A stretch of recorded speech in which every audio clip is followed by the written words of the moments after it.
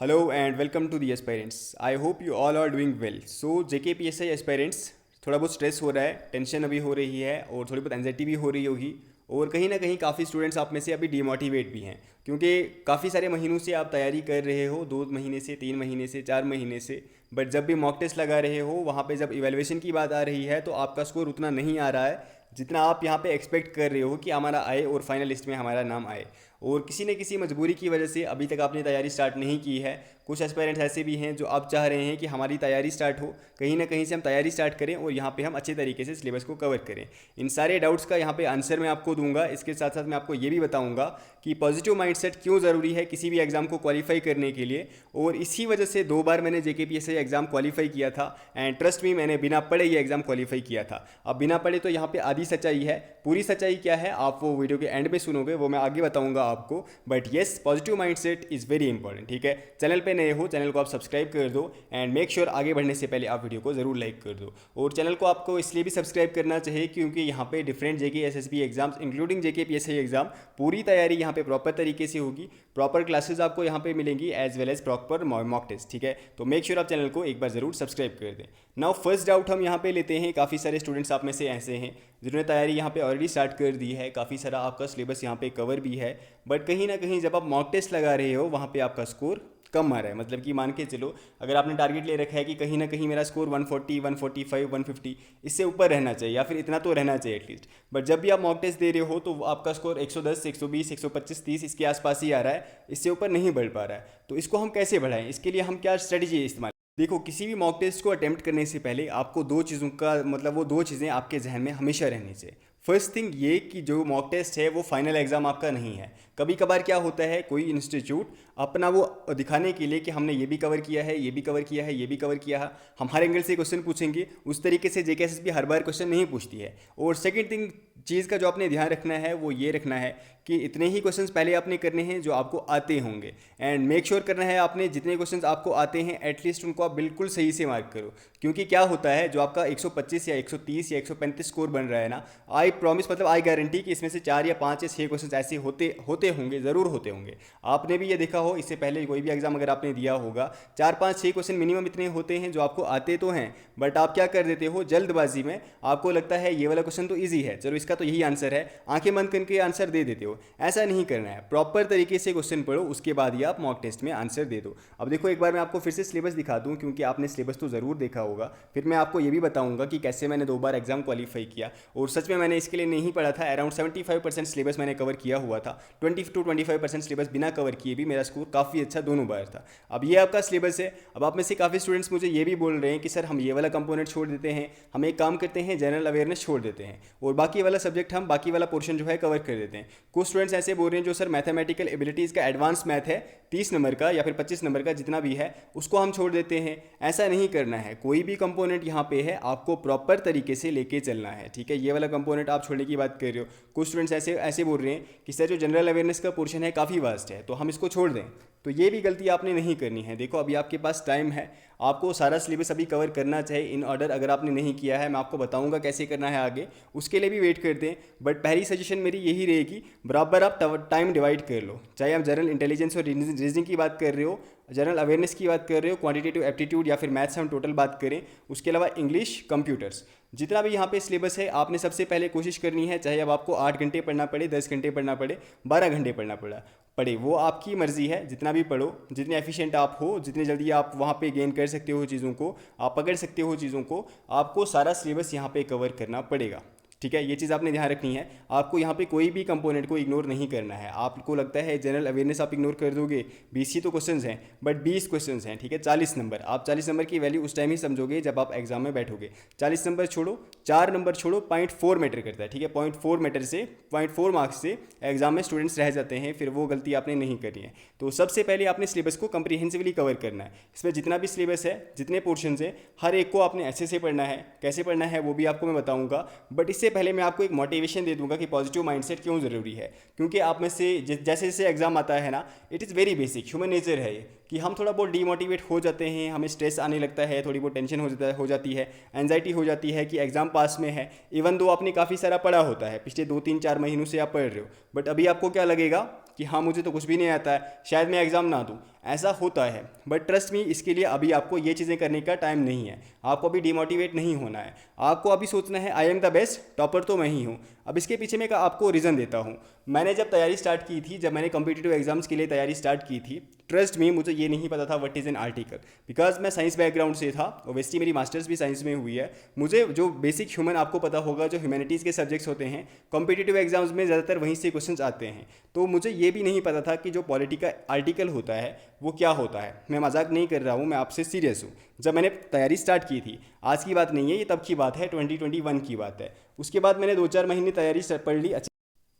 जब तैयारी स्टार्ट की, एक बार अच्छे से पढ़ लिया, 4-5-6 महीने पढ़ लिया। अब हमने JKPSC का प्री दे दिया और पहले ही अटेम्प्ट में हमारा प्री क्वालिफाई हो गया। आप समझ रहे हो, एक साइंस बैकग्राउंड से स्टूडेंट जिसको ये भी नहीं पता है कि एक आर्टिकल क्या होता है, अब वो पहली बार ह्यूमैनिटीज़ के सब्जेक्ट दे के प्री मतलब क्वालिफाई करेगा, तो एक पॉजिटिव माइंडसेट तो आएगा। यहाँ पे मैं अपनी तारीफ नहीं कर रहा हूँ, जो यहाँ पे ब्रिलियंट स्टूडेंट्स मतलब जिनका दिमाग तेज चल रहा होगा, मैं बस उनको एक मैसेज दे रहा हूँ कि पॉजिटिव माइंडसेट क्यों ज़रूरी है। अब मुझे लगा कि यहाँ पे मेरा प्री हो गया, एक तरीके से यहाँ पे पॉजिटिव माइंडसेट डेवलप हो गया, ठीक है। अब मैंने सोचा मैं SI का एग्जाम भी दूंगा। मैं SI के एग्जाम के लिए गया। ट्रस्ट मी, वहाँ से 20 से 25% सिलेबस मैंने बिल्कुल भी नहीं पढ़ा था। जैसे कि आपको पता होगा, जो UPSC या फिर JKPSC के लिए पढ़ते हैं, वहाँ पे GK of Jammu and Kashmir काफ़ी कम पूछा जाता है। उसके अलावा कंप्यूटर्स भी वो सब स्टूडेंट्स नहीं पढ़ते हैं। तो आपको पता होगा, कम से कम 15-20-30 क्वेश्चन वहाँ से भी आए हुए थे।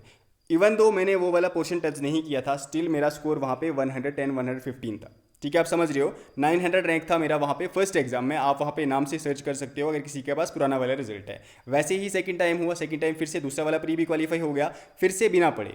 आप फिर से बिना पढ़े सेकंड टाइम भी गया, सेकंड टाइम भी रैंक 2400 था, ठीक है। 2400 सेकंड टाइम भी रैंक था। तो ये एक पॉजिटिव माइंडसेट मैं आपको बता रहा हूँ कि पॉजिटिव माइंडसेट ज़रूरी है। अभी आपको यहाँ पे डिमोटिवेट होने की बिल्कुल भी वो नहीं है। अगर आपको आ रहा है, वेल एंड गुड। अगर कहीं पे मॉक टेस्ट में आपको नहीं बन रहा है स्कोर अच्छा, सोचो ये फाइनल रिजल्ट नहीं है, फाइनल एग्जाम नहीं है, और अभी आपके पास और भी टाइम है। अभी आप और इंप्रूव करोगे। आपको जो है मॉक टेस्ट में 140 नहीं लेने हैं, मॉक टेस्ट में आप 200 भी ले लो। ऐसे ऐसे भी काफ़ी टॉपर्स हमने देखे हैं, काफ़ी सारे बड़े बड़े इंस्टीट्यूट्स के, वहाँ पे वो टॉपर होते थे, ठीक है। 100 में से 100 में से 95, 100 में से 90। जब फाइनल रिजल्ट की बारी आती है, 100 में से 45। ये चीज़ आपने ध्यान रखना है। 100 में से 30, 100 में से 35। और जो वहाँ पे फेलियर्स में होते थे 60, 65, 60 या फिर 40, 50, यहाँ पे वो टॉप कर जाते हैं। तो पहली चीज़ आपने ध्यान में ये रखनी है, हाँ आपने इंप्रूव करना है। ऐसा मैं आपको नहीं बोल रहा हूँ कि वहाँ पे आप कम ले लो, इंप्रूव करो। आप जो आपकी गलतियाँ हैं वो आप सुधारो, बट ये मत समझो कि जो मॉक टेस्ट है वही फाइनल एग्जाम है, ठीक है। ये आपने ध्यान में रखना है। और जो आपसे गलतियां हो रही हैं उनको आपने सुधारना है। जो भी आप यहाँ पे गलत कर रहे हो क्वेश्चंस, आप कैसे रीड कर रहे हो क्वेश्चंस, कैसे आपको रीड करना था, आपने क्या सोच के क्वेश्चन लगाया, कैसे आपको वहाँ पे सोच के लगाना था, वो मैं आपको सारे बताऊँगा। जब मैं स्टूडेंट्स को पढ़ाता हूँ, जब मैं मॉक टेस्ट करवाता हूँ, हर एक चीज़ वहाँ पर मैं बताता हूँ स्टूडेंट्स को, आपने हर एक क्वेश्चन को कैसे लेके चलना है। उस तरीके से आप वहाँ पर करो, ईजिली आपका यहाँ पे क्वालिफाई हो जाएगा एग्जाम, काफ़ी अच्छा स्कोर बनेगा। अगर आप एक सीरियस एस्पायरेंट हो, स्पेशली आप अगर आपने 2-3 महीने से पढ़ा हुआ है, तो ऑब्वियसली आपका यहाँ पे क्वालिफाई हो जाएगा, प्रोवाइडेड जो आगे का टाइम है इसको आपने एक पॉजिटिव माइंडसेट के साथ चलना है, ठीक है। पॉजिटिव मोटिवेट रह के आपने बढ़ना है कि यस टॉपर तो मैं ही हूँ। अभी ध्यान में आपने यही रखना है, ठीक है। अभी आपने 120, 130, 140 नहीं सोचना है। अभी डायरेक्टली आप ये सोचो कि अभी मेरा स्कोर 180, 190 होना चाहिए। अब दूसरी चीज़ मैं आप स्टूडेंट्स को ये भी शेयर करना चाहता हूँ कि जब मैंने क्वालिफाई किया था तो ऐसा नहीं कि मैं बस हवा हवा में तुक्के से पास हो गया। मुझे ये पता था कि अगर मैंने 15-20% सिलेबस नहीं भी कवर किया है, but I was dead sure कि जो बाकी सिलेबस मेरा कवर है वो तो मुझे पता है क्वेश्चंस वहीं से आने हैं। तो ये एक तरीके से क्या होता है, आपको पता होता है, एक्सपीरियंस आपका बताता है कि नहीं आपने ये सिलेबस पढ़ा हुआ था। आई वॉज डेड श्योर कि जो GS से पोर्शन है या फिर मैथ्स एंड रीजनिंग है वहाँ से मैं क्वेश्चंस निकाल लूँगा। इवन दो तब उस टाइम पे GK of Jammu and Kashmir मुझे नहीं आता था, कंप्यूटर्स मुझे नहीं आता था, उसके अलावा भी कोई 1-2 टॉपिक थे जो मैंने नहीं पढ़े हुए थे, बट स्टिल जो बाकी स्ट्राइक रेट था मेरा, मतलब कि मान के चलो 100 में से 96 क्वेश्चन उनमें से ठीक थे मेरे, ठीक है। आप ये चीज़ मान के चलो। तो ये फिर होता है, आपको पता होता है जैसे जैसे आपका एक्सपीरियंस बढ़ता है। अब कहते हैं ना, एक जो अक्लमंद आदमी होता है वो अपनी गलतियों से सीखता है, ठीक है।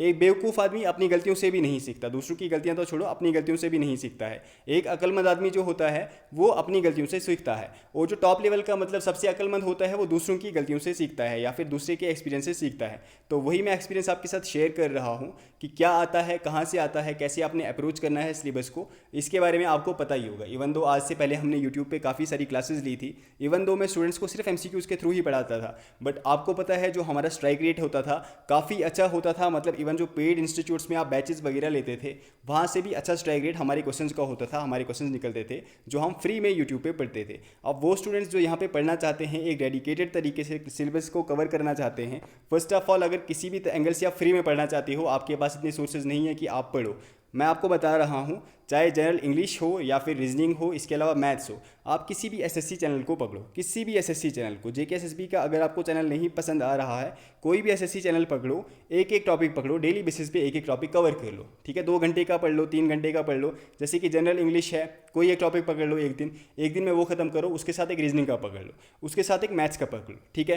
3 दिन आप ये पकड़ो और साथ साथ थोड़ा सा प्रैक्टिस कर लो आप जनरल, जैसे कि जनरल अवेयरनेस का कोई टॉपिक है, एक टॉपिक वो भी पढ़ लो। एक टॉपिक भी अगर आप पढ़ोगे नेक्स्ट 40 दिन में, 40-45 दिन में अगर आप 1 या 2 टॉपिक पढ़ोगे तो अराउंड 45 या 50 टॉपिक्स आप पढ़ लोगे, और इतने टॉपिक्स आपके हर एक सब्जेक्ट में हैं। और बाकी देखो, जनरल अवेयरनेस का मैंने आपको ऑलरेडी बता दिया है, जनरल अवेयरनेस इस यूट्यूब चैनल पे मैं आपको कवर करवा दूंगा। और इसके साथ साथ अगर आप चाहते हो कि डेडिकेटेड तरीके से आपकी तैयारी करवाई जाए फॉर JKPSI एग्ज़ाम, तो काफ़ी अच्छा इनिशिएटिव एक हमने लिया है कि स्टूडेंट्स को बिल्कुल ही अफोर्डेबल प्राइस पे ये सारी चीज़ें मिले।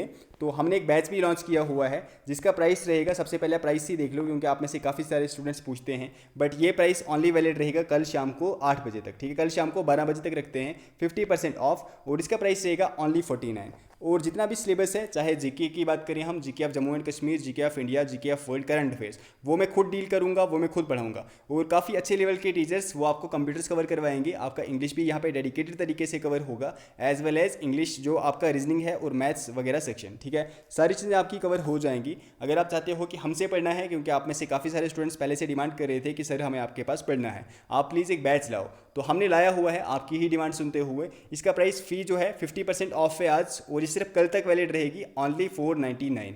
अगर आपको कोई भी डाउट है, कोई भी क्वेरी है, आप मुझे इस नंबर पे व्हाट्सअप भी कर सकते हैं रिगार्डिंग दिस बैच। और जो ये ऐप है इसका लिंक डिस्क्रिप्शन में भी है और मैं कमेंट सेक्शन में भी दे दूंगा, फटाफट से जाके आप वहाँ पे इंस्टॉल कर लें और इस बैच को अवेल कर लें कल शाम, ये ऑफर मतलब एक्सपायर होने से पहले ही। उसके बाद इसका जो फ़ी है वो 799 हो जाएगा।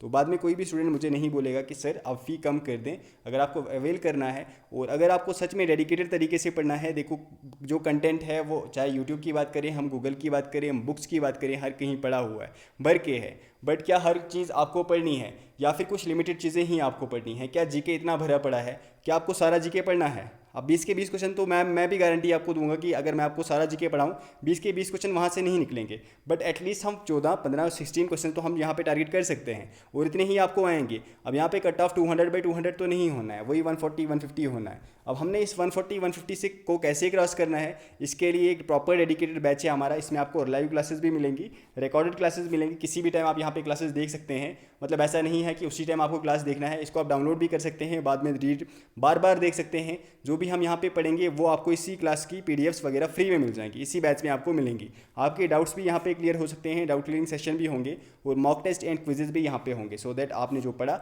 आपकी जो परफॉर्मेंस है उसको आप एवेलुएट कर सकते हैं। बाकी अगर आपके कोई डाउट्स हैं, कोई क्वेरीज हैं, आप मुझे कमेंट सेक्शन में पूछें, दिए गए नंबर पर आप मुझे कॉन्टैक्ट भी कर सकते हैं, मैं आपके आंसर्स वहाँ पे दे दूँगा, ठीक है। पहले वाले नंबर पर आप कॉन्टैक्ट करना 6006893955। बाकी ऑल द बेस्ट मेरी तरफ से सभी को। 1-2 दिन में मैं यूट्यूब क्लासेस भी रिज्यूम कर दूंगा और आप यहाँ पे भी अच्छे तरीके से पढ़ना, ठीक है। All the best, take care and bye bye.